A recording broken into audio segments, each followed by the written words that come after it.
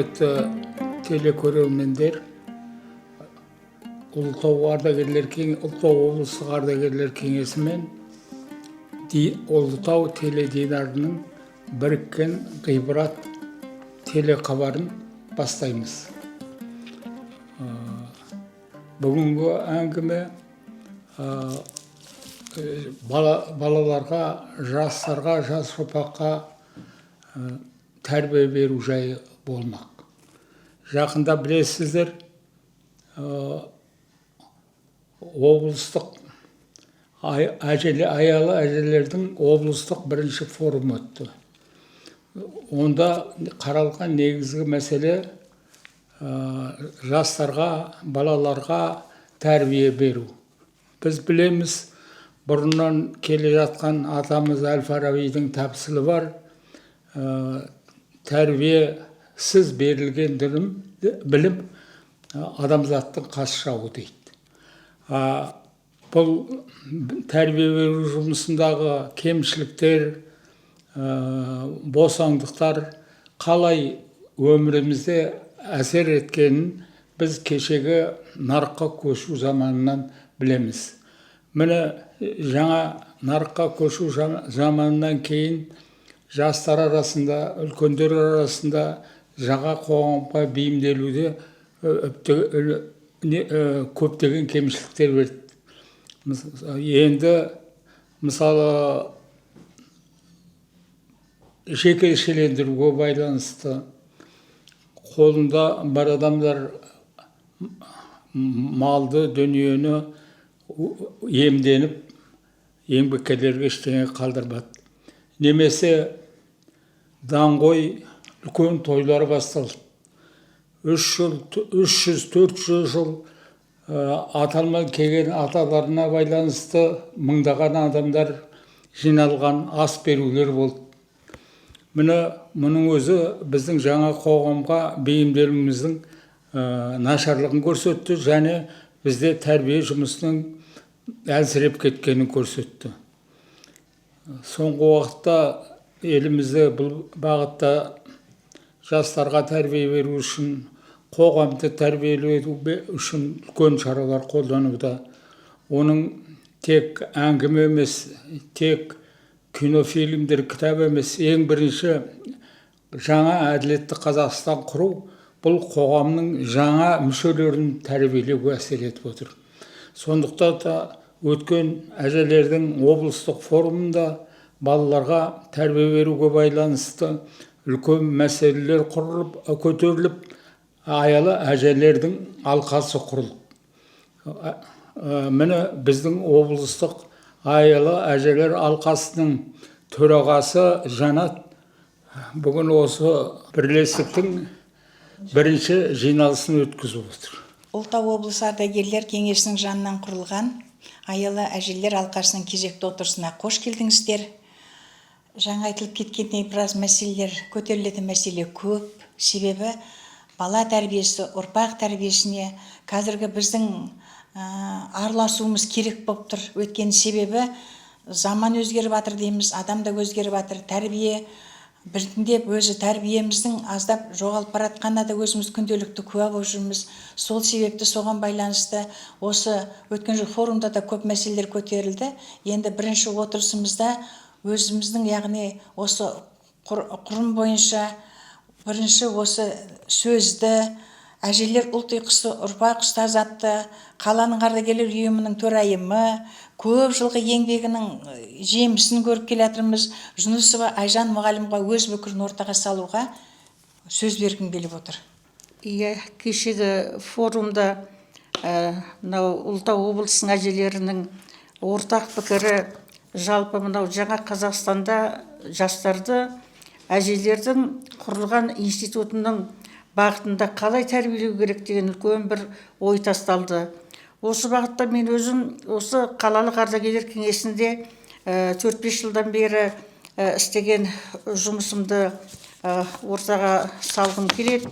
Негізінде біз әжелерді мынау отбасының ұйытқысы, отбасының берекесі, мынау кішкентай жас балаларды тәрбиелеудегі немесе қолына түскен келін ұлын дұрыс тәрбиелеудегі бір ерекше қасиетті үлкен жанашыр ана ретінде байқаймыз.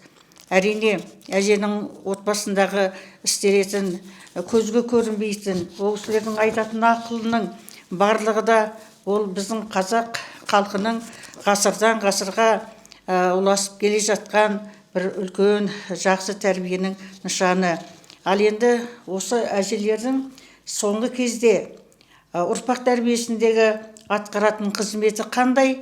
Міне осыған тоқтала кетуге тура келеді. Ең бірінші сіздерге әрине тарихтан белгілі біздің мына ұлы тұлғаларымыз, мына жерде Шоқан Уәлихановтың әжесі Айғаным ханның мына жерде суреті тұр. Бұл кісі енді мынау Орыс империясында өзінің білімділігіменен, керемет саясаткерлігіменен, өзінің іскерлігіменен жаңа мектепте ашқан, медреседе ашқан, тіпті сол әлгі отырықшылдың алғашқы бұл кісіге арнап генерал губернатордың жаңа үлкен қысқы сарай салып бергені де айтылған ғой.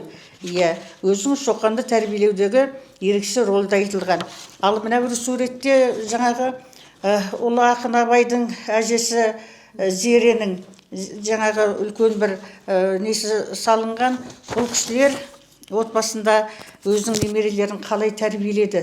Әрине, бұл кезде біздің қазақ халқының ғасырдан ғасырға жеткен керемет бір бай біздің мұрамыз бар. Ол біздің ауыз әдебиетіміз. Сол ауыз әдебиеттегі айтылған ертегі, өлең, жырлар, немесе басқа аңыз әңгімелер, осының барлығы кішкентай жас сәбидің құлағына ертеден құйылып, осының барлығы отбасындағы жаңағы ер баланың болсын, қыз баланың болсын жақсы әдептілікпен, мейірімділікпенен үлкен тәрбие алуының бастау екендігі белгілі. Ал енді кейінгі кезде біздер жаңағы қандай дәрежеде бала тәрбиелеп келе жатырмыз. Әрине, мен ең бірінші осы әжелер алқасының жаңағы басқарушы деп сайлағаннан бастап ойландым. Сондағы бірінші бастағаным отбасым алтын ұям деген жаңағы бір 3 отбасының кішкентай ғана бір жарты сағаттық кино сияқты несін өткіздік. Міне осында бірінші отбасы мына жерде Дүйсен Сәрсенов Дүйсеннің отбасы. Мына жерде Тойған деген жолдасы, мына немере шөбере бағып отырған қалаға көрнекті ақын қызымыз. Екінші мына жерде Береке Көшеновтың үлкен қызы Әсемнің отбасы. Бұған енді атақты адамның баласы деп түсірген жоқпын. Өйткені Әсемнің тәрбиелеп отырған жаңағы кейінгі кезде бір басқа бір түрлі аурумен ауыратын бар ғой, аутизм. Сондай бір ер баласы бар. Осы аутизммен ауырып отырған 15-ке толған баласына біздің қоғам қандай көмектесіп жатыр? Ол балаға, ол отбасына біздің жаңағы беріп отырған көмегіміз, ақыл кеңесіміз қандай? Осы тақырыпта түсірдік. Сосын үшінші отбасы мынау Жездіде тұрады. Үлкен бір жаңағы музыкальный әніменен де сәніменен де ортаға атақ шыққан жігіт екен. Сол үш отбасын көрсеттік. Онан кейін енді жаңағы біздің қоғамымызда, мемлекетімізді сақтау үшін, мемлекетіміздің жан-жақты болу үшін үлкен армиясы болу керек қой.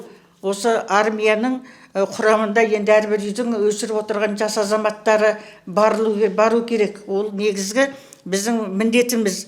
Осыған сәйкес менің де өзім немерем, бірақ жібергім келмеді. Әртүрлі оқиға болды. Кейде бір үйден қуанышпен кеткен балалар жаңағы осындай өлім құшып, ата-аналарын қайғыға берді. Сондықтан да мен 2 жыл толғанып жүріп, ең соңынан осы патриоттық істі өзім бастамасам, басқа қалай бастайды деп жаңағы хабарласып, міне қазір бойының өзі 1.90, менің немерем Айбек деген. Амандық болса 4 айдан кейін оралады. Қазір мынау Аягөздегі жаңағы әскери неде борышын өтеп жатыр.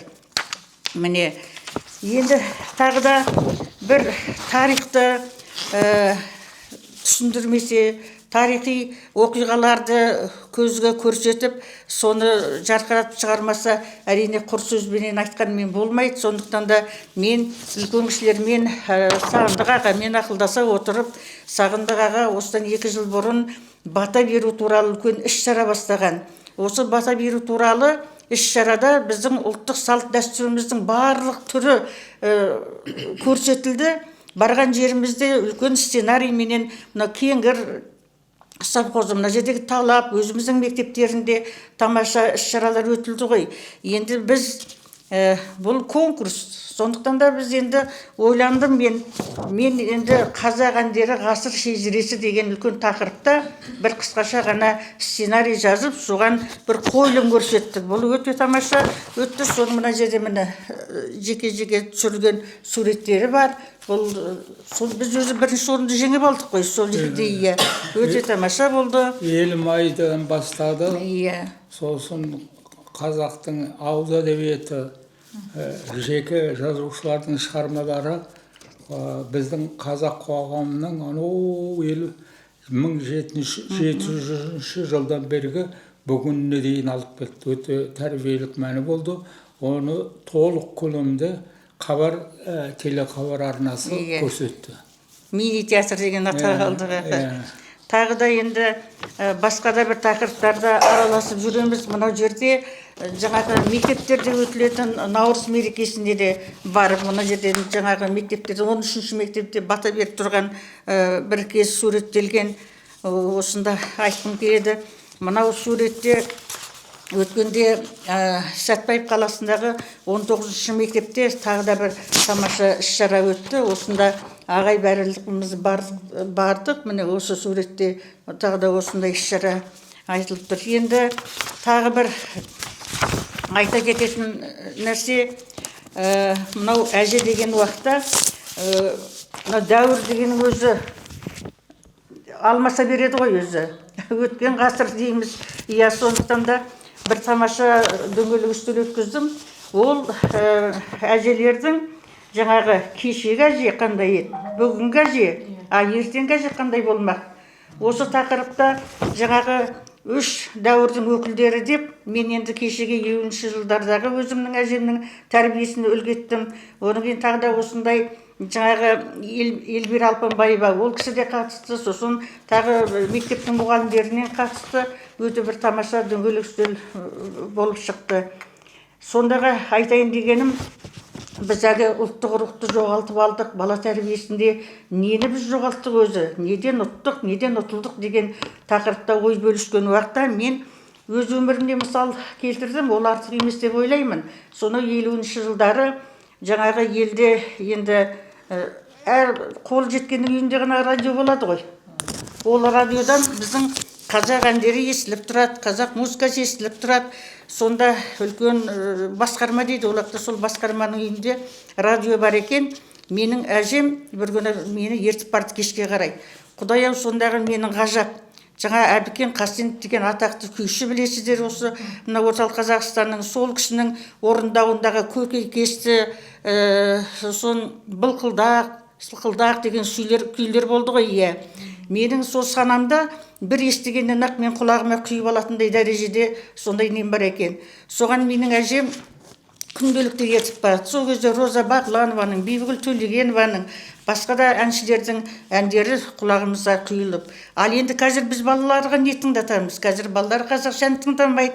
Қазіргі балалардың қолында TikTok-тың жаңағы программасындағы ойындар немесе басқаша бір атышап сияқты. Сондықтан да мен ойлаймын, қазіргі әжелердің мойындағы атқаратын міндеті өте қиын. Неден бастарымызды білмейміз. Осыны ойлап мен енді 47 жыл ұстаз болғаннан кейін мынандай бір тоқтамға келдім. Біз адамгершілік қасиетті, адам тануды, жаңағы үлкенді сыйлау, кішіге қамқорлық дегенді неден үйрендік біз? Біз оқыған кітаптарымыздан үйрендік қой. Біз сонау мектептегі әліппеден бастап, жаңағы сонау 11-ші класс бітіріп шыққандағы Абай жолы, оянған өлке толып атқан қазақ классиктерінің шығармаларын оқыған уақытта біз содан адам тануды үйрендік. Қандай жақсы қадір қасиетті бойға сіңіру керек, неден аулақ болу керек, үлкен отырғанда кішінің сөзінің өзі ұялып қалу деген не нәрсе. жаңағы обал, сауау, ұят дегеннің бәрін біз сонда мынау оқыған көркем әдебиетті үйренген екенбіз. Ал енді қазір шөберелеріме мектептегі программа бойынша көмектесейін деп қазақ тілі менен қазақ әдебиеті оқулығын қарасам, біз оқытқан мүлдем ондай мәтін жоқ, ағай, мәтін жоқ. Онда мысалы былтыр 5-6 класстың несін қарасам, астрономия туралы, тағы бір космонавтар туралы, онсыз да оны басқа пәнде оқиды ғой. Ал біздің сөйлем талдап немесе анау бір рухани ләззат алатындай мәтін қайда кетті соны? Осыны жасайтын жаңағы мынау кітаптағы ұстаздардың барлығы қайда жоғалып кетті деп ойлайсың? Ал енді мына жасқа келген уақытта сол неге барып, анау кітапты қайра жасау керек деген сияқты айтқым келер еді менің. Бірақ та ол болмайды ғой. Бізде бағынуымыз керек қой. Ендеше бүгінгі таңдағы сіздердің бізге жаңағы қойып отырған, атқарып отырған жұмысымыздың қиындығын айтқым келеді осы барлықтарыңызға. Өйткені біз мынау қазіргі бір үлкен өтпелі кезеңде тұрған сияқтымыз біздің бүкіл дүние жүзі. Сондықтан да осындай жаңағы ақпараттық қоғамда үлкен бір осы шиеленіп тұрған заманда қазақ деген халықтың кең байтақ жердің иесі, халықтың жұтылып кетпес үшін, тілінің, дінінің жұтылып кетпес үшін, міне жастарыңыз 80-ге, 90-ға да келсін, бәрібір де біз бала тәрбиесіне міндетті екенімізді айтқым келеді. Ал енді кімнің ойы бар, кімнің пікірі бар, енді мынандайға пікір қосудың өзі де артықшылық сияқты бәрі түсінікті.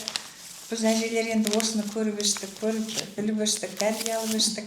Шіркін осының кішкентай болса балаларымызға, немерелерімізге берсек деген арман енді. Осы жаңағы сіз айтып кеткендей, Айша мұғалім айтқандай, қазір тыңдайтын дейді ғой, ертең айтатын әже жоқ дейді. Соны тыңдайтын бала болса ғой шіркін ай деп ойлаймын кейде. Айтып атсаңыз ол келеді да, керісінше өзінің соткасымен бұрылып кетіп қалады бірден айтайын десеңіз. Қазір енді бір заманның қиындығы шығар, жаңа айтып кетіп жатырсыз ғой. Шынында да осындай жасқа келгенде осындай заманға, осындай бір білмеймін, тәрбие жағын қиындыққа соғамыз деп ойламаппын өз басым енді. Қалай тәрбие болды солай кете беретін сияқты еді. Бірақ әлі де болса да, тәуба, қазақтың тәрбиесі әлі құрған жоқ. Әлі тәрбие бар, балаларымыз тәрбиелі. Әйтеуір келе жатқанда жолыңды кеспегенге мәз болып қаласың. Мысалы қазіргі кезде сондай жағдай болып қалды ғой. Соны әрі қарай біз дамыта беруіміз керек енді, әрі қарай реттей беруіміз керек. Балаларымызға, немерелерімізге шөберелерімізге жеткізе білуіміз керек. Аз болса да айта беруіміз керек деп ойлаймын мен, өзімнің менің ойым. Тағы да кімнің ойы бар енді ортаға тастаңыздар. Көтеріліп жатқан мәселеге байланысты Айжан апайда айтқан пікірлеріне толықтай қосыламын. Бұл кісінің де өзінің бірнеше жылғы тәжірибесіндегі көргенін, заманның қойып отқан талаптарына, келеңсіз жақтарына жан айқайының бәрін түсініп отырмыз. Жалпы бұл арасында да қазір көп қиыншылықтар, көп қарама-қайшылықтар бар ғой. Прогресс дамығанмен соның қарама-қайшы жақтар болып тұрады әр заманда. Мынау қазір мектептерде, отбасында, далада жүрсекте де адамзаттық құндылықтардың азайып кеткен уақыты, оны қалай дұрыс жолға түсіру керек, оған қандай бағыт беру керек қазір өсіп келе жатқан жас ұрпаққа. Бұл үлкен бір мәселе, қоғамның үлкен алдында тұрған міндет бұны. Осыған мен де қосылам. Өткендегі форумда да жан айқай Сәтбаев қаласының ардагерлер кеңесінің төрағасының жан айқайын дұрыс, үндемей қалуға болмайды. Қоғамдағы болып жатқан өзгеріске, қиындыққа әркім өзінің үлесін қосу керек дегенге мен де қосыламын. Әр мемлекет кішкентай отбасынан басталады дейді ғой. Тәрбиенің басы бірінші отбасынан басталады, одан мектептен басталады, әрі өскен ортасынан басталады деп айтамыз ғой. Бірақ соның әр нәрсенің, әр кезеңнің өзінің міндеттері бар, соған дұрыс бағыт беруге тырысуымыз керек. Қазақстан Республикасының оқу-ағарту министрлігі бір тұтас тәрбие бағдарламасын қабылдады. Ол тәрбие бағдарламасында жүргізген жұмысы нәтижесі қандай болу керек? Сол көрсетілді. Сондықтан мен сіздерге мысалы мектепке дейінгі ұйым түлегі, мынау балалар бақшасында тәрбиеленетіндер, олар жүргізген жұмыстың нәтижесі отан, ел, туған, өлке туралы қарапайым түсініктер болу керек. Қазақстанның мемлекеттік рәміздері туралы білімдері, басқа балалармен сөйлесуге және олармен ортақ табысуға лайықты екендігін танытуы, үлкендерді құрметтей білуі, қарапайым тапсырмаларды орындай білуі. Міне детсадтың балаларына қойған талап осы. Ал бастауыш мектептің түлегі қандай болу керек? Мемлекеттік тілді білуі және құрметтігі, мемлекеттік рәміздерге құрмет көрсету және өз еліне сүйіспеншілік таныту, дәстүрлерді сақтау, құрматтау, отбасының құндылығын түсіну, командада жұмыс істеу, өз ісіне мұқият болу, жауапкершілікті болу, адамдардың еңбегін құрметтеу, технологиялық дағдыларды меңгеру. Мынау бастауыш мектептің негізгі орта мектептің түлегі 9 класс бітіргендер ғой. Еліміздің тарихын, мәдениеті мен дәстүрлерін, оның тәуелсіздігін және оны сақтаудың маңыздылығын түсінуі, азаматтық және ұлттық бірегейлікті түсінуі, адам құқығы негіздерін білуі, тәртіп пен әдептілікті сақтауы. Ал енді жалпы орта мектеп түлегі ұлттық және мәдени бірегейлікті түсінуі, отанын қорғауға дайын болуы, орталы мақсатқа жету үшін басқалармен бірлесіп әрекет етуі, және өзіне жүктелген міндеттерді жауапкершілікпен орындауы, қоғамдық пайдалы істерге қатысуға дайын болуы, еңбекті бағалауы. Ал техникалық училищелерді жағдаятты өзбенше талдауы, таңдауы және шешім қабылдауы, елдегі және әлемдегі оқиғаларды объективті бағалау үшін ақпаратты сыни тұрғыдан таңдай білуі, еңбек нарығында жоғары кәсіби дағдылар мен бәсекеге қабілеттілігі, ортақ мақсаттарға қол жеткізуге ықпал ете отырып, командада тиімді жұмыс істеуге үйренуі, өз жұмысының нәтижелері үшін жауап беруі. Міне, балалармен жүргізген жұмыстың нәтижелері осындай болу керек.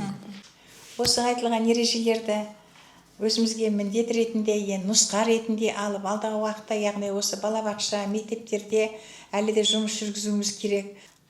Бұл бірінші отырыс болғандықтан, аял әже болғанның бірінші отырысы болып жатыр. Барлықтарыңызға да жақсылық тілеймін, жеміс тілеймін. Әр отырыстың өзінің яғни қаптамасы болады, соған қатар яғни оның шешімі қабылданады. Сол бойынша яғни мен қабылданған шешімді сіздерге таныстырып кетейін.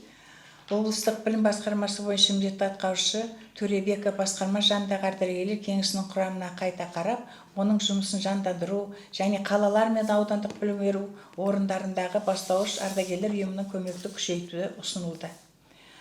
Әжелер алқасы төрағасының орынбасары, алқа мүшесі, облыстық көмекке мұқтаж балаларды оқуға тартудың жағын зейіндеп, тиісті ұсыныстарды беру тапсырылды. Әжелер алқасының мүшесі Нұрлыбаеваға барлық мәдени үйлері мен клубтар әжелер ұлт ұйқысы, ұрпақ ұстазы атты тақырыпта 2025 жылдың 1 желтоқсаннан бастап көшпелі көрме ұйымдастыру тапсырылды. Әжелер алқасының мүшесі Қажымбетоваға қалалық, аудандық, ардагерлер кеңесі жағынан әжелер кеңесі құруды 1 шілдеге дейін, ал ардагерлерді бастауыш ұйымдар жағынан әжелер алқасын құру 3 тоқсанда аяқтауды ұйымдастыруды ұсынылды. Әжелер алқасының төрағасы Жанат Қабасқызы үстіміздегі жылдың 4 тоқсанында облыстық ардагерлер кеңесі жанынан әжелер кеңесінің мүшелерімен семинар кеңес ұйымдастырылсын деген осындай шешім қабылданды. Сондықтан осы шешімді қабылдаймыз. Әлі де жұмыс жалғаса береді. Сіздерге көп-көп рахмет. Мүмкіндік болса, мүмкіндік болмесе, мүмкіндігімізді енді көрсетіп, осы жастарға деген жаңа айтып жатсыздар ғой, мектепке бару керек деп, оның бәрі өзі алдына жеке осы мемлекеттің берген өзінің жаңағы ұйымдарға берген өздерінің пікірлері бар. Мынау жасалсын, мынандай болсын деген сияқты. Балабақшадан бастап мектеп, яғни колледждерге де берілген ұжымдары бар. Әрқайсының өзінің кейін оның бәрін бір қарастырамыз. Сондықтан енді осы бүгінгі отырысқа сәттілік тілеймін. Барлықтарыңызға көп-көп рахмет. Жақсылық көп болсын. Келе жатқан немере шөберелеріміз аман болып, тәрбиелі болсын. Сіздерге денсаулық тілеймін.